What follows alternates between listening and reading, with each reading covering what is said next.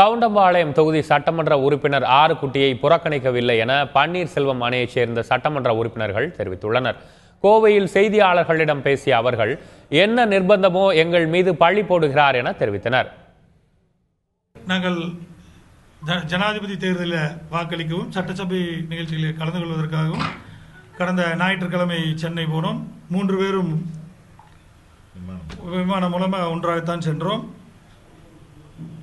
நடுவில் இந்த சட்டசபைக்கு சென்று வந்து இந்த 5 நாட்களுக்குள் என்ன நிர்பந்தமோ தெரியவில்லை. இன்று அவர் எங்களுக்கு என் மீதும் மேட்டுப்பாளையம் சட்டமன்ற மீதும் ஒரு குற்றச்சாட்டை சொல்லி, நாங்கள் ஏதோ அந்த கால்கோல் விழாக்கு, அந்த மேடை அமைப்பதற்கான விழாவுக்கு அவரை அழைக்காதை போல டிவியில் தொலைக்காட்சிகளுக்கெல்லாம் பேட்டி கொடுத்து கொண்டிருக்கின்றார்கள். ஆனால் உண்மை நிலை ஏன் இப்படி கூடுகிறார் என்று எங்களுக்கு தெரியவில்லை. எங்களோடு இணைந்து இவ்வளவு நாளும் செயல்பட்டவர் சென்னை சென்று வந்த பிறகு என்ன நிர்பந்தமோ என்ன காரணமோ தெரியவில்லை.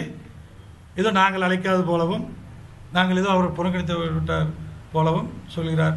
அது உண்மை நிலைக்கு புறம்பான